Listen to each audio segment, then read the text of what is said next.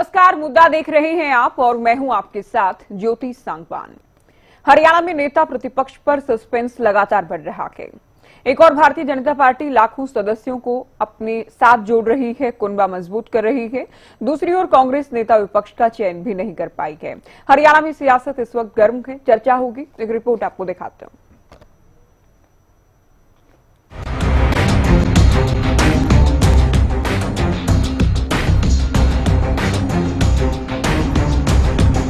नेता विपक्ष पर कब खत्म होगा सस्पेंस?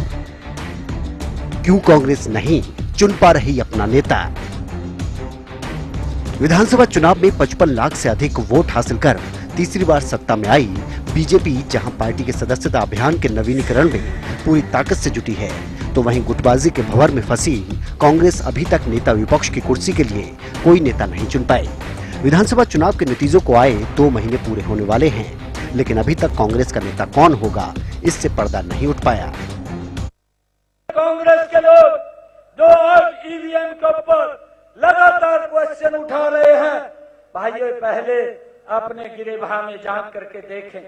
कांग्रेस का एक ही मुद्दा है, झूठ बोलना, और झूठ बोल करके लोगों के अंदर भ्रम की स्थिति पैदा करना। देखिए, कांग्रेस पार्टी जो है ये टुकड़ों टुकड़ों में बटी हुई है और ये एक ग्रुप दूसरे ग्रुप से लड़ते रहते हैं, इसलिए बैठ के कोई भी बात पर ये एक मत नहीं हो पाते।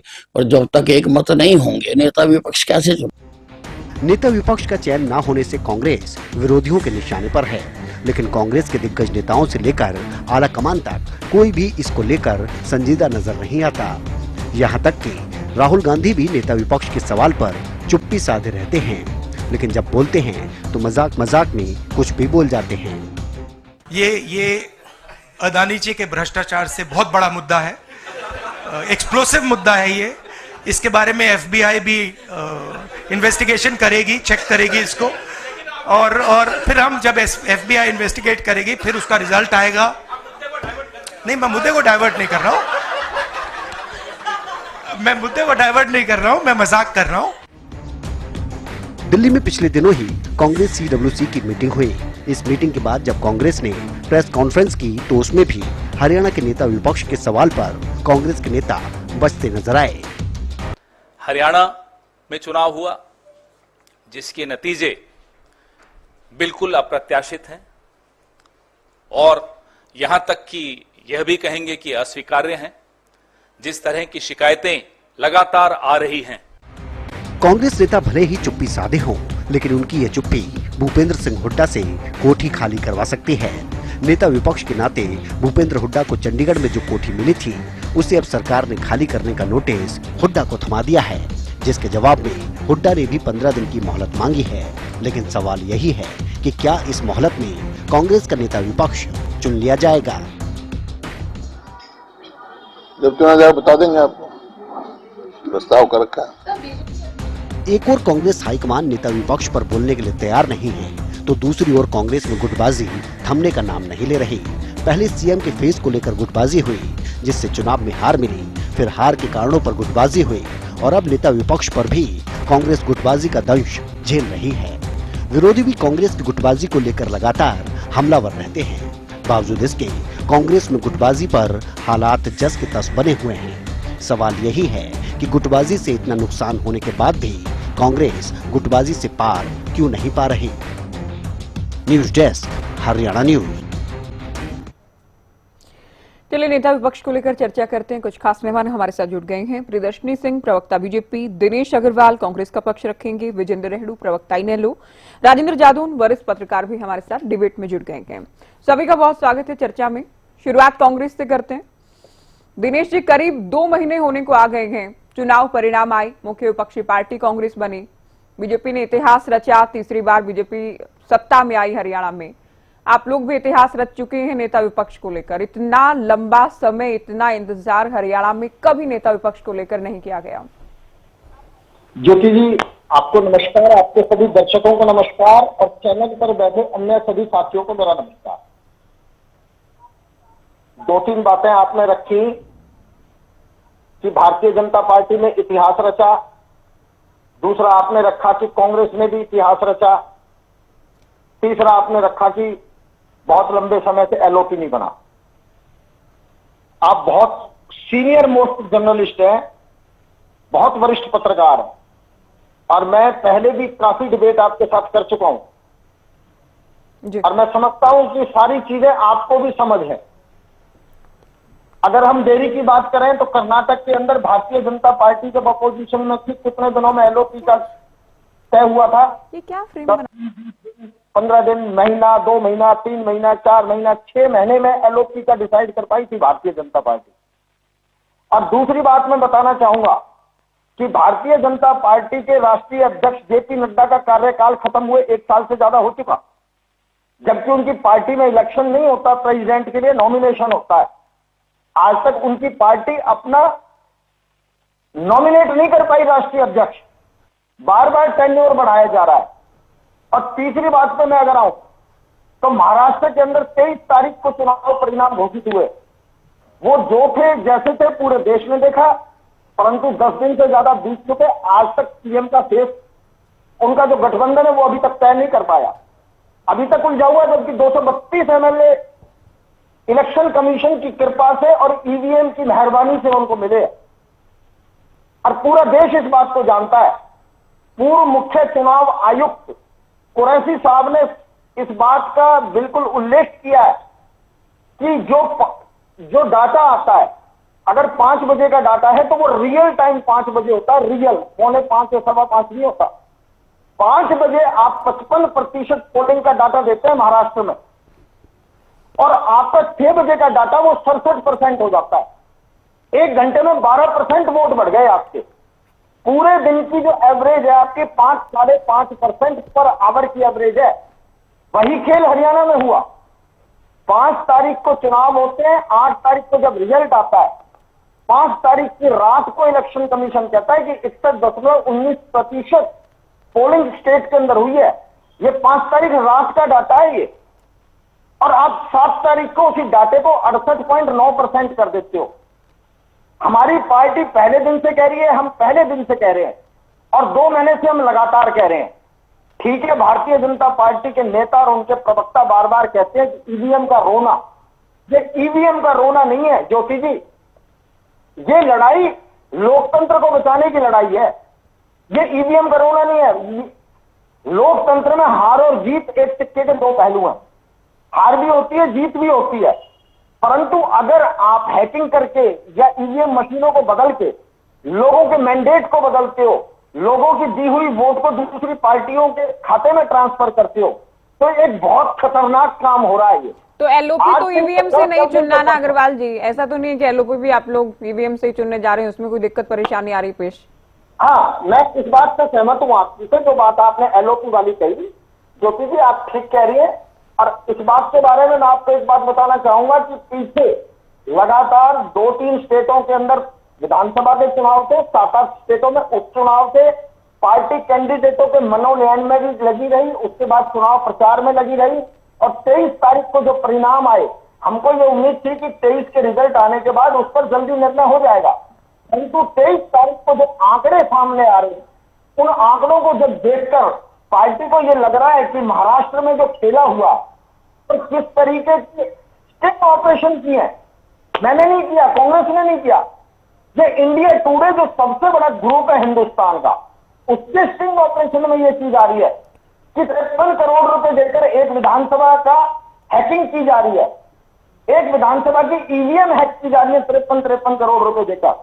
और वो वीडियो वायरल हुआ है, पूरे देश ने देखा है, आपने भी देखा होगा कि किस तरीके से कल तक तो ये कहते थे कि एलन मास्क के बयान को दरकिनार करते थे।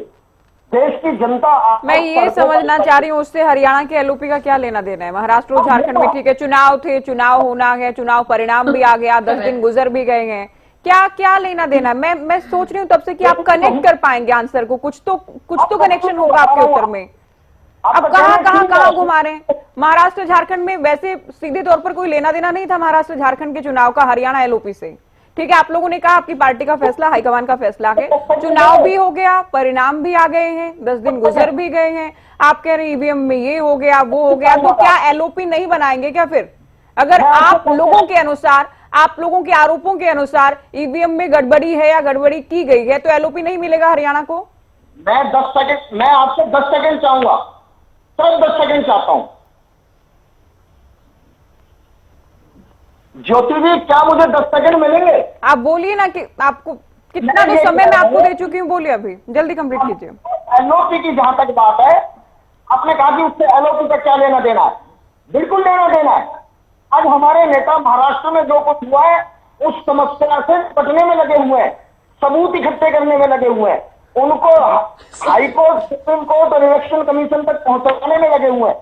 वो व्यस्त हैं, लेकिन मैं समझता हूं एलओपी से बड़ा जो मुद्दा है, जब आप ये देखिए ये ईवीएम का मामला, ये जिस दिन एक्सपोज हो जाएगा जनता के अंदर, जिस दिन ये स्पष्ट हो जाएगा कि ईवीएम हैक की जा रही है, ईवीएम से रिजल्ट बदले जा रहे हैं, भारतीय जनता पार्टी के ये प्रवक्ता ने टेलीविजन पर नहीं आएंगे, ये नहीं आएंगे। तो सबूत इकट्ठे हो रहे हैं। प्रियदर्शनी जी, आप लोग हुड्डा साहब को कोठरी खाली करने की सरकार चूंकि नोटिस दे चुकी है, उनको 15 दिन की मोहलत उन्होंने मांगी है। कांग्रेस अब सबूत इकट्ठे कर रही है कि महाराष्ट्र और झारखंड में क्या हुआ। ये हरियाणा के एलओपी चुने जाने से बड़ा मुद्दा है, दिनेश जी का कहना है।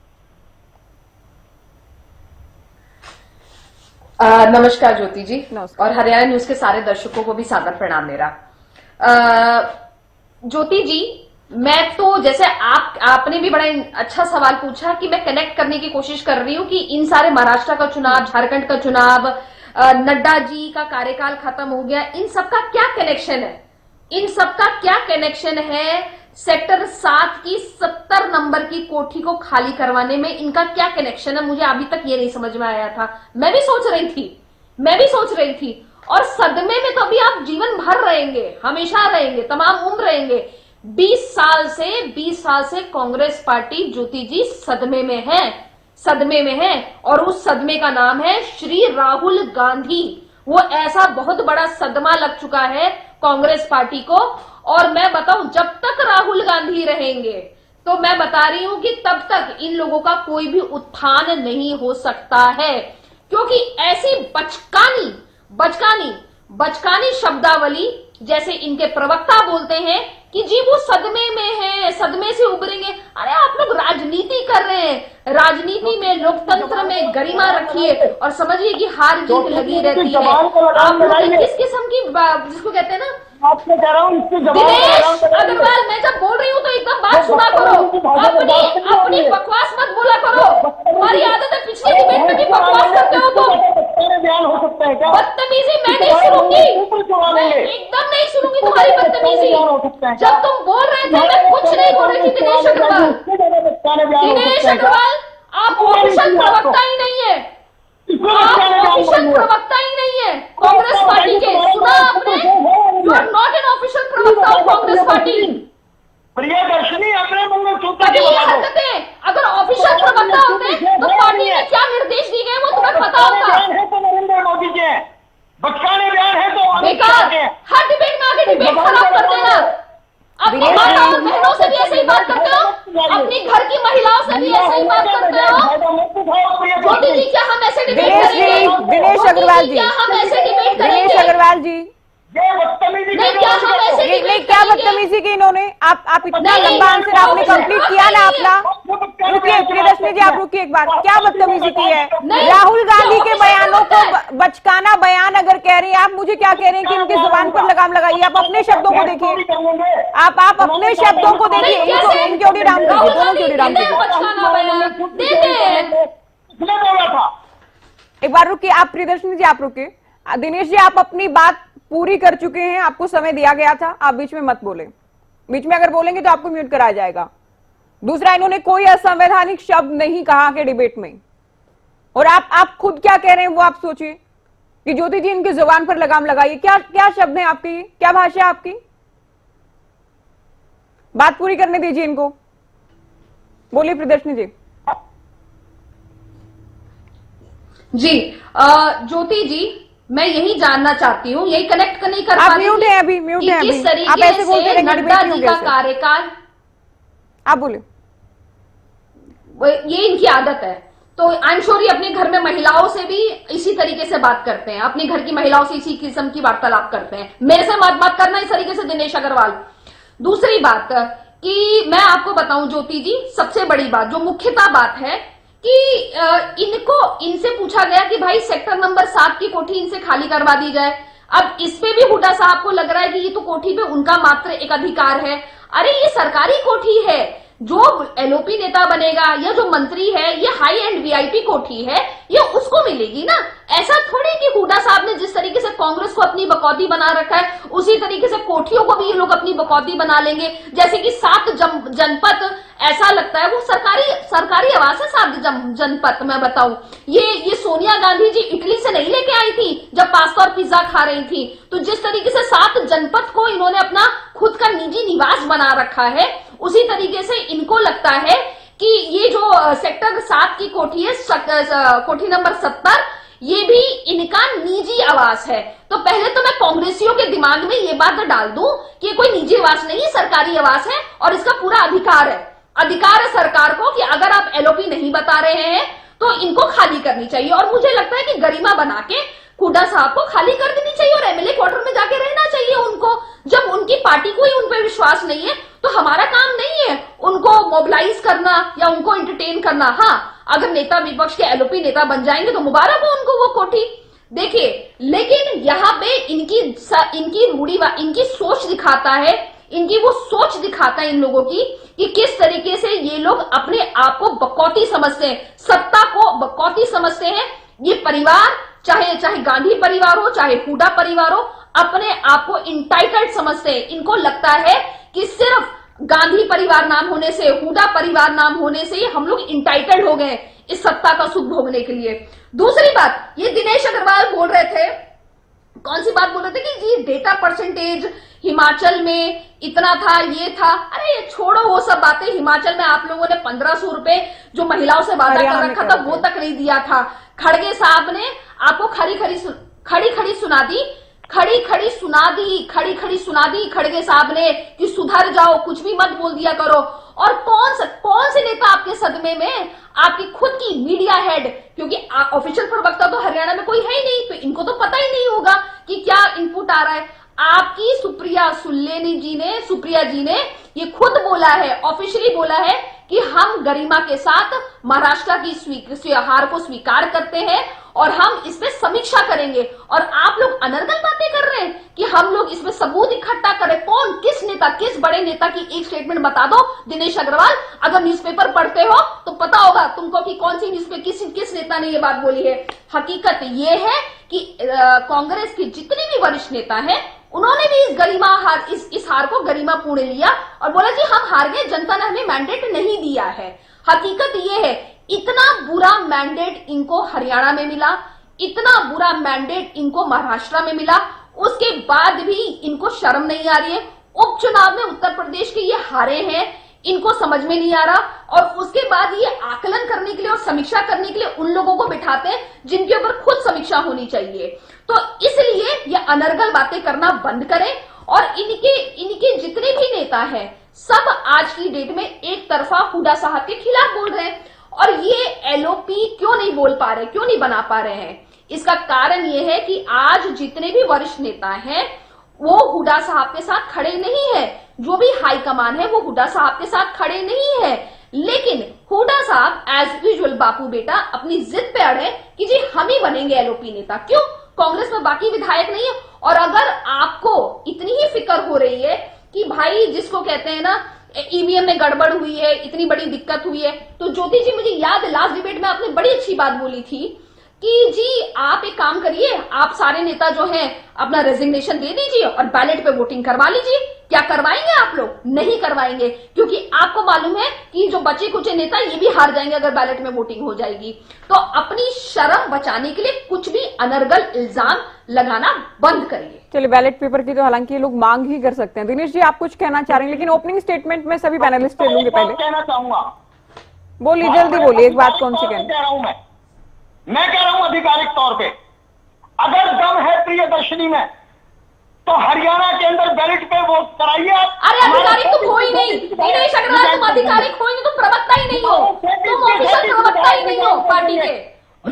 ऑफिशियल प्रवक्ता, ऑफिशियल प्रवक्ता, ऑफिशियल ऑफिशियल प्रवक्ता ही नहीं हो, किसको बिठा दिया डिबेट में? ये आदमी ऑफिशियल प्रवक्ता ही नहीं है, तभी तो इस तरीके से बात करता है। ज्योति जी, अगर इसमें दम है, अगर इसमें दम है तो बाल मुकुंद शर्मा, बाल मुकुंद ने प्रेस कॉन्फ्रेंस करके बोला कोई भी प्रवक्ता ऑफिशियल है ही नहीं। प्रियदर्शनी तेरे में दम है तो गरीब को वोट करा। प्रियदर्शनी झूठी औरत। मेरे को तुम्हारा कम नहीं देखना, तुम अपनी घर की औरतों से भी इसी बदतमीजी से बात कर। भाषा आपकी इंक्लूडेड डाउन कीजिए। अगर ठीक से बात करनी हो डिबेट में रहिए, इसी तरह की भाषा का इस्तेमाल करना हो डिबेट से जा सकते हैं। दिनेश अग्रवाल, आप रेडू साहब क्या कहेंगे? पहले महाराष्ट्र झारखंड चुनाव की बातें कही गई, अब सबूत इकट्ठा हो रहे हैं वहां के, हरियाणा को एलओपी मिल नहीं रहा है, तो क्या ये हुड्डा वर्सेस जो गैर हुड्डा के या एंटी हुड्डा के उन गुट की लड़ाई है जो अभी भी बरकरार है? चुनाव में भी थी, एलओपी को लेकर भी बरकरार है। ऑडियो डाउन कर दी गई है आपकी दिनेश जी, धैर्य से सुन लीजिए दूसरों को, बदतमीजियां नहीं डिबेट में। बोलिए रेडू साहब। हाँ ज्योति जी, आपके चैनल से जुड़े सभी गणमान्य पुरुषों को मेरा नमस्कार। ये बहुत ही एक अच्छी बात नहीं है, बहुत ही चिंता का विषय है। हरियाणा प्रदेश की जनता ने कांग्रेस को मुख्य विपक्षी दल के रूप में मैंडेट देने का काम किया और मुख्य विपक्षी दल का जो कार्य होता है वो सरकार की गलत नीतियों को उजागर करना, प्रदेश की जनता के साथ खड़ा होना। जिस प्रकार का कोई भी ऐसी नीति लाते हैं या कोई ऐसा न्याय होता है तो एलओपी अपनी सेना के साथ सरकार का विरोध करते हैं, उसके ऊपर क्वेश्चन उठाते हैं, जो एक स्वच्छ लोकतंत्र का एक बहुत मूलभूत आधार स्तंभ होता है, एक मजबूत विपक्ष। हरियाणा प्रदेश ने तो वो देने का काम किया, लेकिन ये अपने आपसी झगड़ों के कारण, कलह के कारण प्रदेश की जनता की आवाज उठाने के बजाय आपस में एक दूसरे की आवाज उठा रहे हैं। इससे कहीं ना कहीं प्रदेश के लोगों का बहुत बड़ा नुकसान है। जिस प्रकार से कुछ दिन पहले देखा आपने किस प्रकार से खाद की किल्लत के कारण किसान इधर उधर परेशान थे, उनके ऊपर लाठियां बांधी जा रही थी। अब किस प्रकार से बहुत हाइक जो है ना कलेक्टर रेट में सरकार ने करने का काम किया, 20 से 30% एकदम रेट बढ़ा दिए। इसका वजन जो इसकी मार है वो भी प्रदेश की जनता के ऊपर पड़ने जा रही है। लेकिन मुख्य विपक्षी दल को इस बात की चिंता न होते हुए वो अपनी ही लड़ाई लड़ रहे हैं, आपस में ही टांग खिंचाई कर रहे हैं। जो सरकार की टांग खिंचाई करने का काम इनको करना चाहिए था, ये आपस में ही एक दूसरे की टांग खिंचाई करने लगे हुए हैं। ये बहुत ही शर्म की बात है हरियाणा प्रदेश के लिए। जो हरियाणा प्रदेश का इतिहास कांग्रेस पार्टी बदलने जा रही है, जो इतने लंबे समय तक एक मुख्य विपक्षी दल होते हुए भी लीडर ऑफ अपोजिशन नहीं दे पा रही है, जो एक विपक्ष की एक अच्छी भूमिका निभा सके। आज सारे के सारे सिपाही जो है इधर उधर घूम रहे हैं और उनका कोई सेनापति नहीं है। इसका खामियाजा प्रदेश की जनता को बहुत ज्यादा उठाना पड़ रहा है। अभी जिस प्रकार से पार्टी के लिए भी, मैं तो समझता हूं ये कितने घरों के साथ कहें कि झारखंड में या महाराष्ट्र में हम कांड ढूंढ रहे हैं, क्या कांड रहा। कर्नाटका में 6 महीने एलओपी नहीं बना था, उसको देख लीजिए। महाराष्ट्र में सीएम पद का उम्मीदवार की डिक्लेरेशन नहीं हो पा रही है, उसको देख लीजिए। भाई किस प्रदेश में क्या घटनाएं घट रही हैं, किस प्रदेश में क्या नुकसान हो रहा है। अगर वही उन्हीं को तुलना हम हरियाणा प्रदेश से क्यों करेंगे? हरियाणा प्रदेश का नुकसान क्यों हो रहा है? हमें तो चिंता इस बात की होनी चाहिए। आपको महाराष्ट्र से क्या लेना देना है, कर्नाटका से आपको क्या लेना देना? वहां 6 महीने एलओपी नहीं बना तो हरियाणा प्रदेश के ऊपर क्या बैड इफेक्ट आया उसका? और महाराष्ट्र में सीएम फेस नहीं आ रहा तो हरियाणा प्रदेश के ऊपर क्या बैड इफेक्ट उसका आ रहा है? हरियाणा प्रदेश के ऊपर यदि कोई बैड इफेक्ट आ रहा है, that is due to the lack of LOP. LOP हमारे को नहीं मिला, उसके लिए हमारे प्रदेश की जनता की आवाज विपक्ष नहीं उठा पा रहा, ये हमें नुकसान हो रहा है। दूसरी बात, ये इन्होंने जो है ना ईवीएम वर्सेस एलओपी बनाने की कोशिश कर रहे हैं। ये भाई ईवीएम है कोई तो इसलिए हम एलओपी नहीं बना पा रहे हैं, या ईवीएम का क्लैरिफिकेशन है तभी एलओपी बनाएंगे, या तो इस बात की डिक्लेरेशन कर दो। पहले जब तक ईवीएम से हमारा मन नहीं भर जाता, हमें संतुष्टि नहीं मिलती, तब तक कांग्रेस पार्टी हरियाणा प्रदेश को एलओपी नहीं देगी। अगर आपको ईवीएम के ऊपर ही डाउट है तो कम से कम कोई एक सॉलिड सबूत प्रदेश और देश की जनता के सामने रखने का काम करें। मैंने बार बार डिबेटों में इसमें दिनेश अग्रवाल से भी मेरी बात हुई है, मैंने इनसे भी क्वेश्चन किया, भाई यदि आपको डाउट है तो किसी भी कॉन्स्टिट्यूंसी के 10 बूथ 15 बूथ का डाटा आप हम लेकर के आइए जनता के सामने, वहां बताइए कि इस बूथ पर हमारे इतने वोट डले हैं लेकिन मशीन में इतने पाए गए हैं, और कितने वोट डले हैं वहां का जो आपका वर्कर है, बूथ का प्रधान है, बूथ पर का जो एजेंट है, वो बता देगा कि हमारे कितने वोट डले हैं। लगभग 90 to 95% एक्यूरेसी लोग दे देते हैं। अब बताइए किस बूथ पर आपको ज्यादा उम्मीद है, ज्यादा वोट डले हैं और मशीन में आपके कम पाए गए हैं, या कोई ऐसी मशीन लेकर के प्रदेश की जनता के सामने रखिए कि ये देखिए ये मशीन है सरकारी, आप कोर्ट में जाइए, वहां से कुछ मशीनें निकलवाइए और उन मशीनों को प्रदेश की जनता के सामने दिखाइए कि देखो इस प्रकार से ये हैक की गई है। हम बिल्कुल खुले मन से आपका साथ देंगे और इससे न केवल हिंदुस्तान को फायदा होगा बल्कि विश्व को भी फायदा होगा इससे, यदि कोई सबूत आप लेकर के आते। वैसे ईवीएम रटने से कोई फायदा नहीं। अपनी कमजोरी, अपना चेहरा छुपाने के लिए इस तरह के बहानेबाजी ना कर लीजिए, या कोई पक्का सबूत आप लेकर के आइए। दूसरी बात देखिए, इन्होंने कहा कि 15 दिन का नोटिस गवर्नमेंट ने दिया। मैं इसमें जरा सी भी गवर्नमेंट की गलती नहीं मानता हूं। गवर्नमेंट ने इनको 1.5 महीने तक इंतजार किया, भाई अपना एलओपी बना करके दे दीजिए, आपकी कोठी एज इट इज रह जाएगी। जो मंत्री लेकिन हारी रेणु साहब ने नोटिस देने के भी 4-5 दिन गुजर चुके। मंत्री अपनी सीट नहीं बचा पाए, जाहिर है वो भी अपनी कोठी खाली कर चुके थे, और नेता प्रतिपक्ष को दर्जा दिया गया है कैबिनेट मंत्री के समान। बिल्कुल, इसमें नेता विपक्ष जब है ही नहीं हुड्डा साहब, तो ठीक है सरकार ने नोटिस दिया। हालांकि हुड्डा साहब का भी इस पर रिएक्शन यही था कि मोहलत मांगी गई है, अगर इतने समय में कोठी खाली नहीं की जाती तो उस पर दंडात्मक जो राशि है वो दी जाएगी, उसका पे करना होगा, ये उनकी ओर से रिएक्शन दिया गया है।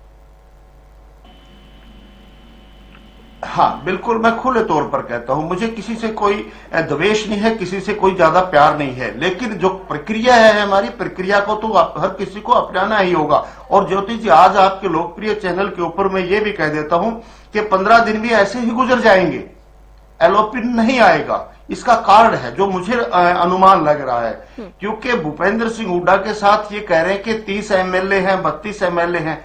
यदि 30-32 एमएलए उनके साथ हैं, जो कि वो मीटिंग करके अपना शक्ति प्रदर्शन हाईकमान को दिखा भी चुके हैं, उसके बाद भी हाईकमान इनके नाम पर मोहर नहीं लगा रही है, तो इस बात से ये स्पष्ट है कि हाईकमान कहीं न कहीं इनसे नाराज है और इनको एलओपी नहीं बनाना चाहती है और नए नाम के ऊपर सहमति नहीं बन पा रही है, जिसके कारण से ये मामला अटका हुआ है। और ये मामला आने वाले 10 दिन में भी नहीं सुलझेगा, 15 दिन ऐसे ही गुजर जाएंगे। और ये भी ऐतिहासिक बात होगी कि जिस मुख्य विपक्षी दल का हक बनता है, उसका संवैधानिक अधिकार है कि वो कोठी उसके पास रहनी चाहिए थी, रहनी चाहिए, बट एक अपनी ही कमजोरी के कारण उनको इस तरह की मुंहकी खानी पड़ेगी। ये भी एक ऐतिहासिक घटना हरियाणा प्रदेश में बनने जा रही है। और ये लोग यहाँ पर बैठ करके इधर उधर बात करने के बजाय जो जनता ने इनको मैंडेट दिया है, या तो जनता के मैंडेट को झुठलाने का काम करें, झुठलाएं जनता के सामने, और नहीं तो जनता के दिए हुए मैंडेट का को झुठला करके आप जनता का भी अपमान करने का काम कर रहे हैं, जनता को भी आप शर्मिंदा करने का काम कर रहे हैं कि हमने वोट इतने दिए और आप कह रहे हो कि गलत आया है रिजल्ट। आज किसान आंदोलन के लिए किसान बॉर्डरों के ऊपर बैठे हुए हैं। दिल्ली में चारों तरफ से जो ना लगभग 20 से 25 गांव के किसान अपने अधिकार के लिए, देखिए ज्योति जी कितने शर्मिंदगी की बात है, हालांकि वो यूपी का मामला है। किसानों को जो लैंड एक्विजिशन एक्ट 2013 है, वो कह रहे कि उस एक्ट के अनुसार हमारे को मुआवजा देने का काम करे, लेकिन सरकार नहीं दे पा रही है। कारण उसका क्या है कि विपक्ष कमजोर है, केंद्र में भी विपक्ष कमजोर है कांग्रेस का, वहां भी उन लोगों का साथ नहीं दिया जा रहा है, उनकी मदद नहीं की जा रही है, जो बिल्कुल हक हकूक की बात कर रहे हैं कि आपने कानून बनाया, आपने नियम लागू किए, वही नियम हम मांग रहे हैं कि पूरा करने का काम कर लीजिए। इसी प्रकार से हरियाणा प्रदेश में जिस प्रकार से कलेक्टरेट को बढ़ा करके लोगों को लूटने का काम किया, खुद सरकार कहती है मजबूत होगा। और ऐसा नहीं, हरियाणा में तो कमजोर नहीं है विपक्ष, 37 सीटें जीत कर आई है कांग्रेस। अब ये खुद को कमजोर मान रहे हैं, पार्टी में खुद को मजबूत दिखाने का प्रयास हो रहा है, पार्टी के अंदर क्या कुछ हो रहा है वो सामने आ रही बातें। जादौन साहब, इतना लंबा समय गुजर चुका कि चुनाव परिणाम आए, नेता प्रतिपक्ष का चयन ना होना, चुनाव ना होना, क्या मायने आप देख रहे हैं, कैसे समझ रहे हैं? क्या बदलाव चाह रहा है हाईकमान, हुड्डा को नहीं बनाना चाह रहा? और अगर ऐसा है तो क्या हुड्डा साहब दबाव बनाने का प्रयास कर रहे हैं या कुछ और वजह हो सकती है? नहीं, देखिए ऐसा है कि सवाल तो इसलिए भी खड़े हो रहे हैं कि पर्यवेक्षक आगे, अगर प्रोसेस ही नहीं शुरू हुआ था तो ये भी कहा जा सकता था कि अब हाईकमान फैसला करेगा, पर्यवेक्षक भेजेगा। पर्यवेक्षक आगे रिपोर्ट लेके चले गए, मतलब एक तरह से जो है परीक्षा हो चुकी है, एग्जाम हो चुका है, सिर्फ रिजल्ट घोषित करना बाकी है। तो अब रिजल्ट अगर घोषित नहीं हो पा रहा तो उसका मैसेज यही जा रहा है कि चुनाव हारने के बाद, यानी हारने से मतलब पावर में नहीं लौट पाई कांग्रेस, इसके बाद भी वो एकजुटता साबित नहीं कर पा रही। लोग क्या समझेंगे? लोग यही समझेंगे कि इतने दिनों तक गुटबाजी की चलते संगठन खड़ा नहीं हो सका, जिला स्तर पर इकाइयां नहीं बनी और निचले स्तर की इकाइयां नहीं बनाई जा सकी, और फिर अब इसके बाद जो है अब फूट के कारण, गुटबाजी के कारण पावर भी नहीं हासिल की जा सकी, और अब जैसी भी स्थिति में कांग्रेस लौटी है तो फिर उस स्थिति में भी उसके लड़ने की ताकत जो है वो उसको गुटबाजी के कारण कमजोर हो रही है। और नेता प्रतिपक्ष की घोषणा नहीं होने का एक बड़ा मैसेज लोगों के बीच में जाता है। लोग समझते हैं, सब ध्यान रखते हैं कि क्या हो रहा है। कांग्रेस ने जो है परिणाम के बाद, इस चुनाव परिणाम के बाद जो भी स्थिति है कांग्रेस की, उसमें आगे का अपना सफर, अपना पॉलिटिकल जो है वो हिस्ट्री बनाए रखने के लिए क्या वो कदम उठाए जा रहे हैं, क्या कार्रवाई की जा रही है। तो ये मैसेज जा रहा है कि वो नेता प्रतिपक्ष का चुनाव भी नहीं हो पा रहा, तो लोग क्या समझेंगे? लोग ये समझेंगे गुटबाजी जो है हारने के बाद भी कायम है, और गुटबाजी की व्यवस्था है कि हाईकमान जो है घोषित नहीं कर पा रहा। नहीं तो पर्यवेक्षकों की रिपोर्ट चली गई, उनके पास सारी ओपिनियन चली गई, एक एक विधायक की ओपिनियन चली गई, तो वो किसको चाहते हैं। जब जो चली गई तो फिर क्या दिक्कत है? इसका मतलब ये है कि आला कमान जो नेतृत्व है कांग्रेस का, वो भी सोचता है कि ये गुटबाजी है तो इसको ऐसे ही पेंडिंग रखिए। मुझे लगता है कि जिस तरह से संगठन को लंबित रखा गया वैसे ही इसको लंबित रखा गया है। दीपक बाबरिया जी ने इस्तीफे की पेशकश कर दी थी, उसका भी पता नहीं चला, प्रभारी भी नहीं आए, अभी कोई सह प्रभारी आए। तो कांग्रेस जो है आगे का अपना सफर कैसे आगे बढ़ाना चाहती है ये क्लियर ही नहीं हो रहा। वो गतिरोध में है, एक तरह का ये स्टेलमेट है, गतिरोध है कि कुछ नहीं करना, यथा स्थिति में पड़े रहो, बैठे रहो, देखते रहो क्या हो रहा है। जो दूसरे दल आगे बढ़ते जा रहे हैं उनको देखते रहो, और हमारी जो स्थिति है हम तो यही ठीक है। इस तरह का जो है ठहराव आ गया है कांग्रेस में। तो कांग्रेस को इस ठहराव से निकलना चाहिए और आगे बढ़ने का प्रयास करना चाहिए कि एलओपी का फैसला किया जाए, नेता प्रतिपक्ष का फैसला किया जाए, ताकि वो आगे अपनी कमर कस की लड़ाई लड़े। अगर मान लो हुड्डा साहब कोई रखना चाहते हैं तो इतना इंतजार क्या है? जो रिएक्शन अभी अगर करेंगे तो बाद में भी उसी तरह का रिएक्शन आएगा।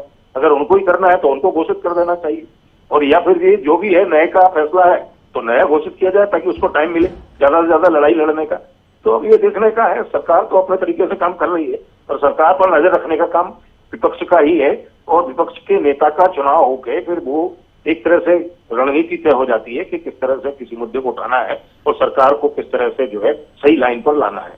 तो नेता प्रतिपक्ष का तुरंत घोषणा होना चाहिए। बिल्कुल दिनेश जी, देखिए ऑब्जर्वर्स भी आए, विधायक दल की बैठक भी हुई, चिट्ठी भी दिल्ली लेकर गए, तो क्या वो सब जो भी हुआ वो प्रक्रिया बेमानी थी, फिर उसको आगे नहीं बढ़ाया गया?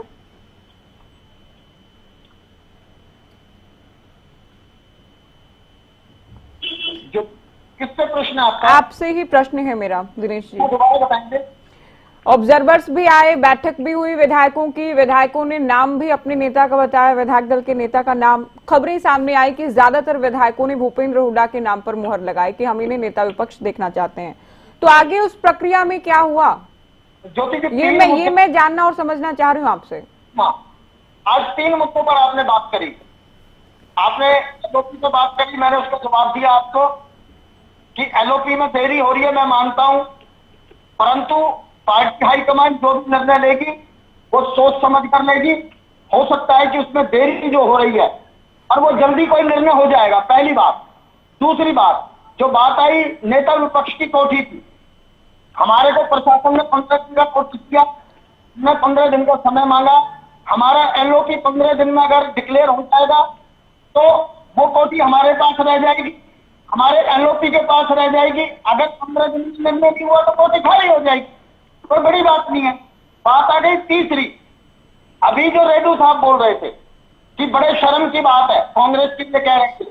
अरे शर्म की बात तो वो थी जब आप लोग टीचर भर्ती के अंदर करप्शन करके 10-10 साल की जेल काट के आए हो।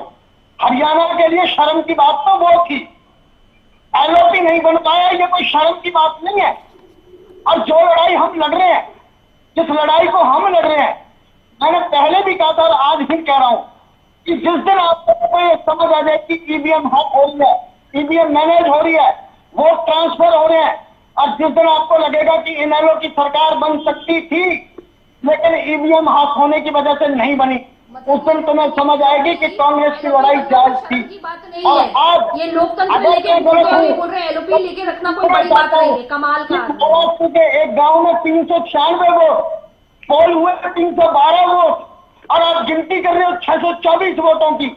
ये सबूत तो आपके सामने है किस तरीके से इंडिया टुडे ग्रुप ने जो आप सुनिए आप बार बार नहीं ठीक है, मैं एलओपी को लेकर बात कर रही हूँ। आप तैयारी करके आए ईवीएम पर, आप रिसर्च करके आए ईवीएम पर। मुद्दा मैंने लिया है एलओपी का, नेता प्रतिपक्ष हरियाणा का। आप कह रहे हैं ईवीएम पर बात कीजिए, ईवीएम पर बात कीजिए। ईवीएम नेता विपक्ष का चयन चुनाव क्या ईवीएम से होना है? क्या उसके लिए भी बीजेपी को जिम्मेदार ठहराएंगे? मैं कहना चाहता हूं मैं पार्टी अध्यक्ष नहीं सुनिए, गुटबाजी को लेकर खुले तौर पर जो बयानबाजी एक दूसरे के खिलाफ की गई उसे लेकर फटकार लगा चुके हैं आप। लगातार ईवीएम का रावल आपने बैठकर डिबेट में। आपको जनता पार्टी अपना राष्ट्रीय अध्यक्ष नहीं चुन पा रही। राष्ट्रीय अध्यक्ष चुनना पार्टी का अपना फैसला है, एक्सटेंशन देना भी अपना फैसला है। अगर पार्टी अध्यक्ष अच्छा कर रहे हैं उनको एक्सटेंशन देना या दूसरे ये संगठन का फैसला है, ये पार्टी की जिम्मेदारी संभालेंगे। नेता प्रतिपक्ष आप जानते हैं विपक्ष का प्रतिनिधित्व करेंगे, विपक्ष का चेहरा होंगे सदन में, जनता की आवाज को उठाने का काम करेंगे। किसी पार्टी के अध्यक्ष को चुनना, एलओपी को चुनना, आप इसका कैसे आप कंपेयर कैसे कर सकते हैं? क्या तुलना कर सकते हैं आप बार बार ले रहे ईवीएम का ही रावल आपने। मुद्दे नहीं उठे क्या? आप बार बार घूम फिर कर ईवीएम पर ही आ रहे हैं अग्रवाल जी। ईवीएम पर मैंने कई बार डिबेट की है, कई बार डिबेट कर चुकी हूं मैं। कहा कि क्या, आप सुनिए मेरी बात को, सुनिए। विधानसभा के सत्र में, आप सुन तो लीजिए, विधानसभा के सत्र में क्या मुद्दे नहीं उठे? क्या कच्ची भर्ती पक्की भर्ती का मुद्दा नहीं उठा? डेंगू की फोगिंग का मुद्दा नहीं उठा? दिनेश अग्रवाल ये कह रहे हैं जरूरत ही नहीं है एलओपी की, फिर मुद्दे तो उठ गए हैं ना। जरूरत नहीं है, मैंने ये नहीं कहा, लेकिन मैं कह रहा हूं क्या कांग्रेस पार्टी के विधायकों ने सदन में मुद्दे नहीं उठाए? अगर इंडियन नेशनल लोकदल के 2 विधायक हैं और उसकी तकलीफ इनको है तो हमसे तो दूर नहीं होती इनकी। अगर आप टीचर भर्ती में घोटाला करेंगे, आप करप्शन करेंगे, 10-10 साल की जेल काट के आएंगे, तो जनता तो यही मैंडेट देगी ना आपको। अरे तो एलओपी बना दो, लीडर ऑफ ऑपोजिशन आज टॉपिक। दिनेश आप ये कह रहे हैं कोई खास फर्क नहीं पड़ेगा। दिनेश अग्रवाल जी आपके कहने का भाव ये है कि विधायक तो आवाज उठा ही रहे हैं, एलओपी बनाए ना बनाए कोई फर्क नहीं पड़ेगा। तो हो सकता है अगले सेशन में भी एलओपी ना हो हरियाणा के पास, क्योंकि आवाज तो विधायक उठा ही लेंगे। प्रधानमंत्री कहते हैं कि मंगलसूत्र छीन जाएंगे, कांग्रेस आई तो चोरी हो जाएंगे। मैं मानता हूं बहन जसोदा बहन का मंगलसूत्र हम नहीं बचा पाए। कहाँ जा रहे हैं? बहन जसोदा बहन का मंगलसूत्र हम नहीं बचा पाए, उसका दुख है हमको, जो प्रधानमंत्री ने छोड़ रखी है। ना तो तलाक दिया ना छोड़ी हो, उसका दुख है हमें। एलओपी नहीं बना पा रहे हैं, गुटबाजी खत्म नहीं कर पा रहे हैं, इसका दुख नहीं है। संगठन नहीं बना पा रहे हैं सालों से। जो पार्टी हाईकमान जिस बात को लेकर आश्वस्त था कि हम सरकार में आ रहे हैं, माहौल हमारे पक्ष में है, जीत नहीं पाए आप लोग, लगातार 3 बार से हरियाणा में हार रहे हैं, उसका दुख नहीं आप लोगों को? जो काम मीडिया कहाँ का मुद्दा उठाकर ला रहे हैं आप डिबेट में? क्या मुद्दा उठाकर ला रहे हैं? चाहिए वो कांग्रेस कर रही है, उस काम को जनता कांग्रेस को करना चाहिए, वो भी नहीं कर पा रही कांग्रेस। दुख इसी बात का है, मुख्य विपक्षी पार्टी होते हुए। बोलिए प्रदर्शनी जी। आज ईवीएम की हैकिंग हो रही है, जो मुद्दा होना चाहिए उस पर डिबेट कराने की बजाय केवल और केवल एलओपी पर जो डिबेट होती है। देखिए सुनिए प्रदर्शनी जी, आप थोड़ी ना डिसाइड करेंगे किस मुद्दे पर डिबेट होनी चाहिए। ईवीएम पर आपको, आपकी पार्टी आपको, सुनिए इनकी ऑडियो डाउन कीजिए, प्रदर्शनी जी की ऑडियो डाउन कीजिए। आपकी पार्टी अगर आपको ईवीएम पर जिस दिन डिबेट हो उस दिन नहीं भेजती, इसमें हमारी गलती है? हमारी गलती है इसमें? आपको पता है कितनी बार हम ईवीएम पर डिबेट करते हैं और आप ये डिसाइड नहीं करेंगे किस मुद्दे पर डिबेट होनी चाहिए। आपकी पार्टी को लेकर बात कर रहे हैं, नेता प्रतिपक्ष को लेकर बात कर रहे हैं, कांग्रेस को लेकर हम बात कर रहे हैं। हर मुद्दे से परेशानी आप लोगों को। प्रदर्शनी जी बोले। देखिए ज्योति जी, हरियाणा न्यूज एक बहुत ही सिंसियर चैनल है और हरियाणा के नंबर 1 चैनलों में आता है। और मुझे बड़ी हैरानी हो रही है क्योंकि मैं भी वो प्रोटोकॉल समझती हूँ। आप लोगों की जितने भी कोऑर्डिनेटर्स हैं वो बाकायदा टॉपिक हमें भेज देते हैं, टॉपिक भी भेज देते हैं और पूरा तरीके से ब्रीफ भी करते हैं। मुझे लगता है कि कांग्रेस के प्रवक्ता जब उनको ब्रीफिंग मिल रही थी तो एक घोर निंद्रा में थे, तो उनको आज का विषय ही नहीं मालूम है। विषय भटक के आप पूछ रही हैं ए से एप्पल होता है, ये बोल रहे हैं जेड से ज़ेब्रा होता है। जी ऐसे नहीं होता है। आज का टॉपिक है leader of opposition. Leader of opposition Haryana को कब मिलेगा? सिर्फ संविधान की किताब लेके ऐसे लहराने से आप संविधान की रक्षा नहीं कर सकते हैं। जनता आपसे पूछना चाहती है, ये आपकी जिम्मेदारी है बताना प्रवक्ता के नाते कि आप लीडर ऑफ ऑपोजिशन कब दे रहे हैं। मतलब कि आपने सोचे लोकसभा का चुनाव हो गया, लोकसभा का चुनाव हो गया, इतना पूरे देश का चुनाव हो गया, तब सदमे में नहीं आई कांग्रेस पार्टी जब इनको विपक्ष में बैठना पड़ा। महाराष्ट्र के चुनाव में सदमे में आ गई। कैसी बचकानी जैसी बातें हैं ये। और जहां तक कोठी खाली करने की बात है, मैं आपको बता दूं, ये इनका सत्ता रूपी चेहरा दिखाता है, इनका कमर्शलाइजेशन का चेहरा दिखाता है। ये ऐसे लोग हैं जो बात करते हैं कि जी हम सब संवादवाद होना चाहिए, सब इक्वालिटी होनी चाहिए। किस जमाने की बात कर रहे हैं ये लोग? मार्क्सिज्म, कार्ल मार्क्स की कौन कौन सी बातें करते हैं, और खुद बर्बरी की टी शर्ट पहन के जो कि 32,000 की आती है, राहुल गांधी यात्रा कर रहे हैं। 32,000 तो मुझे लगता है एक आम आदमी की तनख्वाह भी नहीं होती है। ये 32,000 की बर्बरी की टी शर्ट पहन के इनके नेता घूम रहे थे। ये वो लोग हैं, ये वो दोगले लोग हैं जो करते कुछ है, कहते कुछ है, होता कुछ है। इसलिए इनकी पार्टी की दशा और दिशा ऐसी है। और अक्सर मैं देखती हूं कि हम अपने सीनियरों से सीखते हैं, ये जो हमारे बड़े लीडर्स होते हैं हम उनसे सीखते हैं। मैं आपको बता दूं, मैं आज जानना चाहती हूं कि सोनिया गांधी क्या है इस समय। इस समय सोनिया गांधी के पास ऑफिशियल कौन सा पद है कि उन्होंने 10 जनपद पे जमघट बना के बैठी हैं। प्रियंका गांधी अब सांसद बनी है पहली बार जीवन में। उनको कब से दे रखी है एक वीवीआईपी कोठी जो कि कैबिनेट मंत्री को दी जाती है। जाके पता कर लीजिएगा, दिनेश जी को तो ना पता होगा, हमें पता है। तो क्यों दी गई है? क्यों इस तरीके की Z+ सिक्योरिटी रॉबर्ट वाड्रा लेके घूम रहे हैं जो कि कांग्रेस पार्टी के ऑफिशियल दामाद हैं? तो ये सारे सवाल जब इनसे पूछे जाते हैं तब इनको खुलचली हो जाती है, इनको खलबली होने लगती है। इनको ये पसंद नहीं आता कि एक किसान का लड़का आज हरियाणा का मुख्यमंत्री बन जाए। इनको ये पसंद नहीं आता कि एक चाय वाला इस देश का प्रधानमंत्री बन जाए, क्योंकि इन्होंने अपने आसपास चाटुकारिताओं की एक बहुत लंबी फहरिस्त रखी हुई है, जिसमें मणिशंकर अय्यर, जिसमें कि सैम पोत्रा और जिसमें कि खुद वेणुगोपालन जी और ऐसे ये जयराम रमेश जैसे, ऐसे बहुत लंबी लिस्ट है, बहुत लंबी लिस्ट है। पूरी डिबेट खत्म हो जाएगी। मुझे लगता है कि मेन मुद्दे पे हमें आना चाहिए। इस समय हरियाणा पूछ रहा है, मैं एज अ बीजेपी प्रवक्ता नहीं, हरियाणा की जनता होके पूछ रही हूं कि भाई लीडर ऑफ ऑपोजिशन कब मिलेगा? कब मिलेगा? इसका मतलब कि ना जैसे आप लोगों ने संगठन नहीं बनाया है उसी तरीके से आप लीडर ऑफ ऑपोजिशन नहीं बना रहे हैं। और ये कांग्रेस प्रवक्ता की एक तरह से इमेच्योरिटी, पॉलिटिकल इमेच्योरिटी दिखाता है यहाँ पे कहीं ना कहीं, जो इन्होंने ये बोला कि बिना लीडर ऑफ ऑपोजिशन के भी तो हमारे नेता सवाल पूछ ही रहे। तो क्या आप ये कहना चाहते हैं, क्या आप ये संदेश देना चाहते हैं कि आपको लीडर ऑफ ऑपोजिशन का कोई महत्व समझ नहीं आ रहा? क्या आपको नॉलेज नहीं है कि लोकतंत्र के बारे में, एक सामाजिक प्रक्रिया के बारे में, लोकतांत्रिक प्रक्रिया के बारे में? तो मुझे लगता है कि थोड़ी सी आपको एक डीप रीडिंग की जरूरत है।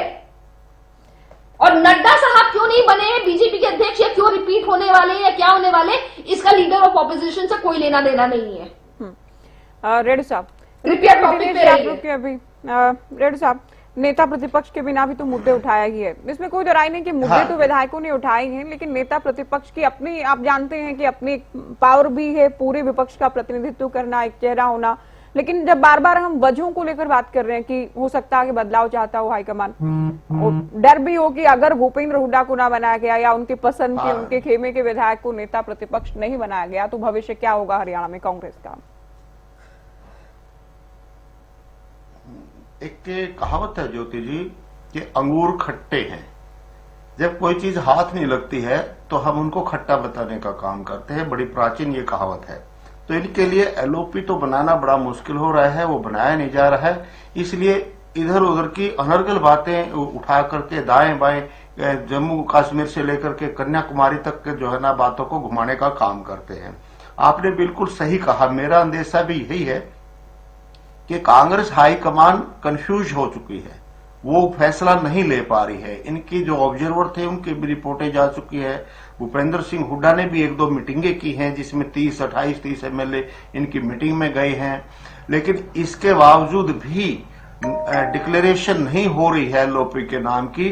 तो कहीं ना कहीं ये ऐसा लगता है कि हाई कमान जो है वो बदलाव चाहती है, पूर्णतः बदलाव करना चाहती है। और जिस प्रकार से चाहे खड़गे साहब ने जो सीडब्ल्यूसी की मीटिंग थी उसमें कड़ा संदेश देने का काम किया, तो कहीं ना कहीं बदलाव की सुगबुगाहट लग रही है, बदलाव होना है, लेकिन उसके ऊपर लिंगर ऑन इसलिए किया जा रहा है ताकि सारे के सारे शांत हो जाए।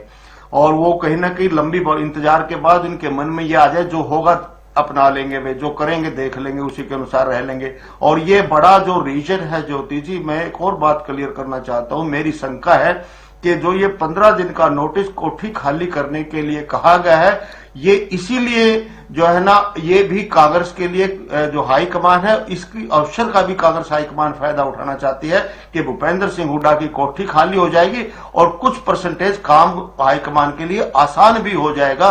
वो सरकार की तरफ से ही उनको एक सहारा मिल जाएगा, भाई कोठी खाली हो चुकी है, दूसरे किसी को भेजने में उनको दिक्कत नहीं आएगी, आसानी हो जाएगी। इसका भी हाईकमान फायदा उठाना चाहेगा।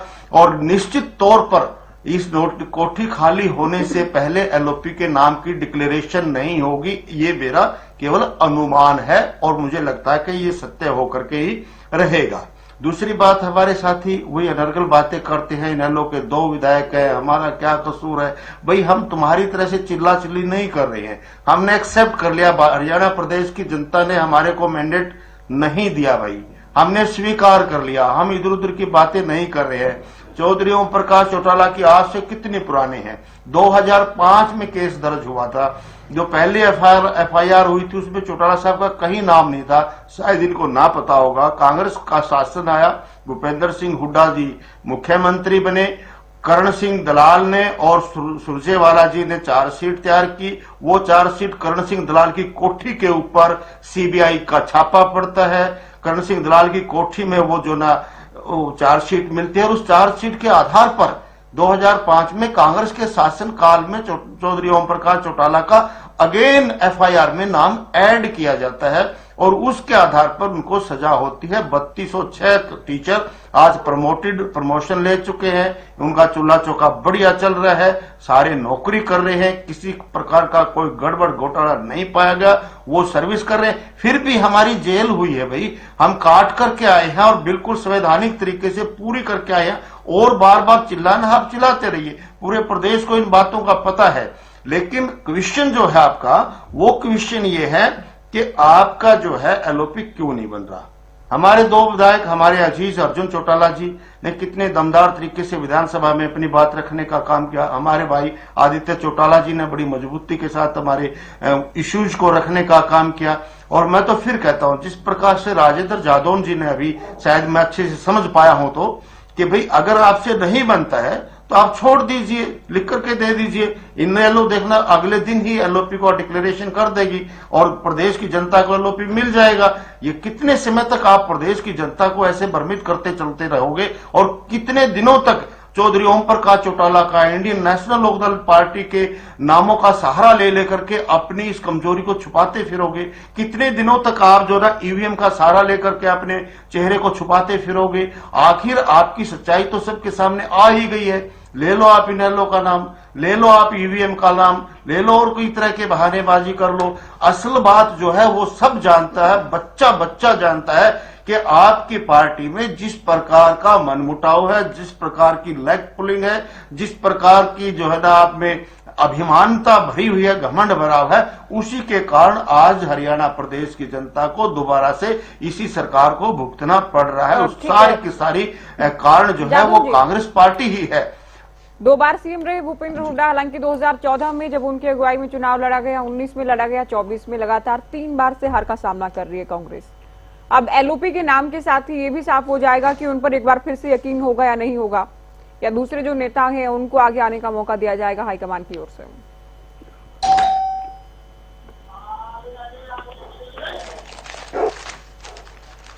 जादौन जी हैं क्या फोन लाइन पर? हाँ जी बोलिए जादौन साहब। देखिए ऐसा है कि कांग्रेस जो है अपने जो कल्चर उनके यहाँ डेवलप हो चुकी है गुटबाजी की ना, उससे बाहर नहीं निकल पा रही और उस पर केंद्रीय नेतृत्व भी कुछ नहीं कर पा रहा। फिर इस मामले में जो है खड़गे साहब ने अभी मीटिंग में संबोधित किया था CWC में, तो उसका हवाला भी देना पड़ेगा। उन्होंने कहा भाई संभलो, एकजुटता लाओ, एक दूसरे के खिलाफ बयानबाजी, एक दूसरे के खिलाफ जो है अभियान चलाने का ये जो सिलसिला चल रहा है इसको समाप्त करना चाहिए। लेकिन अब वो उन्होंने तो एक नसीहत देने का ही काम किया। अब ये जो उनका उपदेशात्मक जो संबोधन है वो कितना इनके ऊपर प्रभाव डालता है, क्योंकि लगातार जो है चुनावी हार का सामना कर रहे हैं। तीसरी चुनावी हार हो चुकी है हरियाणा में, खासतौर से और जगह भी हार का सामना करना पड़ रहा है। और देखिए कि हरियाणा में नहीं, कांग्रेस में एक कल्चर ही बन गई है कि गुटबाजी सब जगह, राजस्थान में भी है और यूपी में भी थी और इधर महाराष्ट्र में भी कुछ ना कुछ चल ही रहा है। तो सब जगह जो है ये गुटबाजी का ऐसा प्रभाव है कि कांग्रेस जो है घाटे में जा रही है। अब उनको ये देखना है कि जब एकजुट चेहरा होके एकजुट चेहरा बना के अगर रणनीतिक तरीके से लोगों के बीच में काम किया जाएगा तो स्वाभाविक है कि कुछ ना कुछ तो बढ़त मिलेगी और कभी ना कभी तो जो है वो जो है कुछ ऐसी नीतियां और ऐसे सिद्धांत हो सकते हैं कि जो लोगों को पसंद आए और वो कांग्रेस को भी चुने।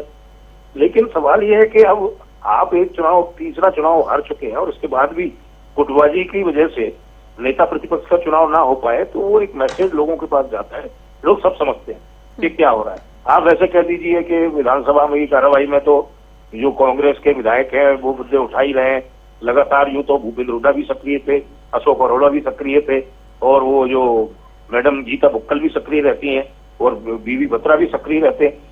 सवाल ये है कि बात उसकी नहीं है, लेकिन लोगों के बीच में मैसेज क्या जाएगा कि भाई ठीक है कि अब आप ये दलील दें कि उनका मुख्यमंत्री चुनने में देर हुई। दलील बिल्कुल वैसी है जादौन साहब, जब हम डिबेट्स करते थे इस विषय पर कि संगठन नहीं है इनका, प्रवक्ता कहते थे जिला अध्यक्ष ही नहीं है, उनसे कोई फर्क नहीं पड़ता है। अब चुनाव हो गए, हार गए, उसके बाद नेता कह रहे हैं हाँ संगठन ना होने से हमें नुकसान हुआ के। चलिए वो इनके पास ऑप्शनल था कि जिला अध्यक्ष बनाए ना बनाए, लेकिन एलओपी तो बनाना ही होगा। एलओपी तो बनाना ही होगा ना। जिला तक तो चलिए ठीक है, आपने कह दिया कि काम करने वाले कार्यकर्ता हैं वो तो करते रहेंगे, प्रदेश प्रतिनिधि हैं वो करते हैं, यही कहा जाता था हमेशा जो है। उसका अल्टरनेटिव उनके पास मौजूद है। अब उनके पास ये अल्टरनेटिव भी मौजूद है कि सदन में जो है मुद्दे तो उठाए जा रहे हैं। तो वो इतने एमएलए जो है सक्रिय हैं, सीनियर एमएलए, सीनियर नेता बैठे हुए हैं सदन में, तो वो मुद्दे उठाते ही हैं जनता के। बात वो नहीं है कि आप लोगों को मैसेज क्या दे रहे हैं। राजनीति में जब आप होते हैं लोगों के बीच में तो लोग हर तरह से आपको देखते हैं। सवाल यह है कि मैसेज ये जा रहा है कि गुटबाजी की बात आ चुकी है। कई जो है नेता वहां चले गए, ईवीएम की बजाय हारने के कारण उन्होंने भितरघात बताया। भितरघात क्या है? भितरघात गुटबाजी का तो परिणाम है और उसकी वजह से हार का सामना करना पड़ रहा है। तो ये तो आपके ही लोग कह रहे हैं, दूसरे लोग नहीं कह रहे। जो चुनाव हारने वाले प्रत्याशी कांग्रेस के वो ही कह रहे हैं। फिर दूसरे लोगों का, दूसरे प्रवक्ता, दूसरी पार्टी के नेता, उससे कोई मतलब नहीं है, लेकिन आपके लोग ही कह रहे हैं। तो कम से कम जो है कांग्रेस को अपना आत्ममंथन करना चाहिए और इस गुटबाजी से दूर होना चाहिए। सवाल यह है कि एक गाड़ी आपकी है, यहाँ तो सब जगह अगर उसको जगह जगह से तोड़ दिया जाएगा तो गाड़ी चलनी बंद हो जाएगी। तो वही हाल कांग्रेस का हो रहा है कि कांग्रेस चलनी बंद हो रही है। तो ये कि इसलिए क्या है कि बैठ के कांग्रेस हाईकमान को भी फैसला करना चाहिए, समय से नेता प्रतिपक्ष की घोषणा कर देनी चाहिए। जो भी परिणाम हो एक बार फिर देखिए। परिणाम तो ये हो गया कि इतना बड़ा परिणाम, इतना बड़ा डिजास्टर हुआ है कि आप तीसरी बार चुनाव हार गए, समझने की बात है। तो ये शौक से उभरने के लिए अब आपको काफी टाइम मिल चुका है और नेता प्रतिपक्ष की घोषणा होनी चाहिए। दिनेश जी, बीजेपी निकाय चुनाव की तैयारियां भी कर रही है, 50 लाख सदस्य बनाने का अभियान भी चलाया गया है। आप लोग क्योंकि एलओपी को लेकर पिक्चर क्लियर नहीं हो पाई है, संगठनात्मक बदलाव के संकेत दिए हैं खड़गे साहब ने, उसे लेकर भी कोई कार्य शुरू नहीं किया गया है उस दिशा में, आपको नहीं लगता कि पार्टी को नुकसान होगा? ज्योति जी देखिए, बात यह है कि हार और जीत, और हार के 50 कारण होते हैं। उनमें से कुछ कारण आपके इंटरनल अगर हैं तो आप उसको इंटरनल अपनी पार्टी के प्लेटफॉर्म पे, पार्टी के मंच पर डिस्कस करते हैं, टॉप लीडरशिप किया करती है। मैं नहीं समझता कि मैं अपने इंटरनल कारणों को ऑन एयर शेयर करूं। वो मेरी पार्टी के अंदरूनी मामले, वो अंदरूनी स्तर पर तय होंगे। लेकिन जो बड़ा कारण हमें नजर आया वो हम ऑन एयर भी आपसे डिस्कस करेंगे। एलओपी की बात है, ये आपको भी पता है, बाकी बैठे सबको पता है। एलओपी तो डिसाइड होगा, 10 दिन में हो, 5 दिन में हो, 15 दिन में हो, वो तो हो जाएगा। लेकिन मेरी बहन प्रियदर्शनी जी अभी बार बार कह रही थी कि हरियाणा मांग रहा है। हरियाणा मांग रहा है कि आपने बोला था कि 2.5 लाख जो रिक्त स्थान पड़े हैं उनको भरा जाएगा, सरकारी नौकरियां दी जाएंगी, पक्की नौकरियां, HKRN नहीं, 2.5 लाख। आपने शुरुआत नहीं करी। 5 साल की सरकार है, 5 साल की सरकार है। मैं प्रोटोकॉल बता दूं, 5 साल। लास्ट कमेंट है आपका, डिटेल मत कीजिए डिबेट को।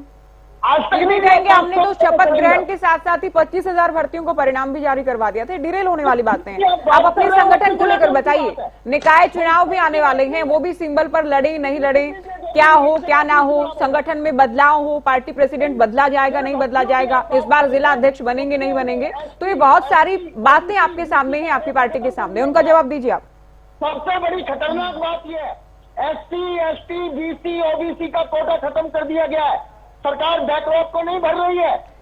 ये तो आप लोगों का भी कोटा सिस्टम ही तो होगा ना दिनेश जी, की ना संगठन बना पा रहे ना LOP बना पा रहे। मैं कुछ कह रही हूँ, आप कहीं जा रहे हैं।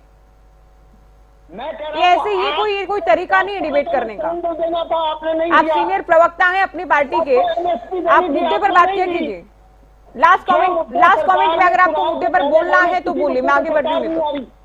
सिर्फ एक ही बात, LOP, ओनली एक बात। आपको मुद्दे का नहीं पता था क्या? दिनेश अग्रवाल को मुद्दे का नहीं पता था? आपके मीडिया कोऑर्डिनेटर से बात कीजिएगा, फिर ऑडियो डाउन कीजिए इनके।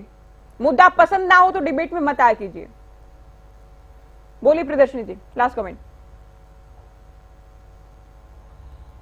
देखिए, लास्ट कमेंट यही है ज्योति जी कि देखिए, इस समय कांग्रेस को थोड़ा गंभीरता से अपनी चीजों को लेने की आवश्यकता है। और देखिए, ये बात बिल्कुल सही है कि कहीं ना कहीं मुद्दे से आज भटका जा रहा है। LOP एक बहुत सीरियस मुद्दा है। इन्होंने संगठन नहीं बनाया, इन्होंने जिला अध्यक्ष नहीं बनाया। मैं आपकी डिबेट पे भी आके बोल चुकी थी, बोला है बहुत बारी कि भाई बिना संगठन का, आपने भी बोला ये बात कि जिसको कहते हैं बिना संगठन के आप चुनाव कैसे जीतेंगे। चुनावों से पहले ये कॉन्वर्सेशन हुई है, तो ये लोग बड़े कॉन्फिडेंट होके बोलते थे कि अरे हम देखिएगा ना, हमारे तो कार्यकर्ता लगे हुए हैं, सुनामी आएगी, सुनाब आएगा। पता लग गया ना, बिना संगठन के आप नहीं चल सकते। तो मैं ये बोल रही हूं कि बिना मूल मंत्र, इनको मूल मंत्र ही नहीं मालूम है, इनको बेसिक्स ही नहीं मालूम है। जब तक आपको आपके बेसिक्स क्लियर नहीं होंगे, आप कैसे सफलता की सीढ़ी चढ़ेंगे? तो इनको ये जीवन का मूल मंत्र नहीं मालूम है। हमारा मुद्दा, इन्होंने संगठन बनाया नहीं बनाया, ये इनका मुद्दा है। लेकिन LOP तो इस हरियाणा का मुद्दा है या नहीं है, या ये भी मुद्दा इनका है, या हुड्डा साहब की बकौती है? तो इस मुद्दे पे तो बहुत सीरियस एक डिस्कशन होना चाहिए, और जल्द से जल्द। मैं तो बोलूं, इन्होंने इनके दिनेश अग्रवाल जी ही ने बोला था कि भाई ये चुनावों के बाद जिसको कहते हैं ये LOP नेता दे देंगे हमें। अब ये सदमे में आगे बोल रहे हैं, अब ये स्टेटमेंट दे रहे हैं जी सदमे में आगे नेता। तो भाई देश की जनता के साथ, हरियाणा की जनता के साथ ऐसा बेकार का मजाक चलेगा। चलिए, शुक्रिया सभी का, आप लोग चर्चा में शामिल हुए, वक्त दिया। तो हरियाणा के LOP को लेकर चर्चा की, कितना इंतजार और करना होगा, इंतजार के पीछे वजह क्या है, इसे लेकर भी चर्चा की। फिलहाल दीजिए इजाजत, नमस्कार।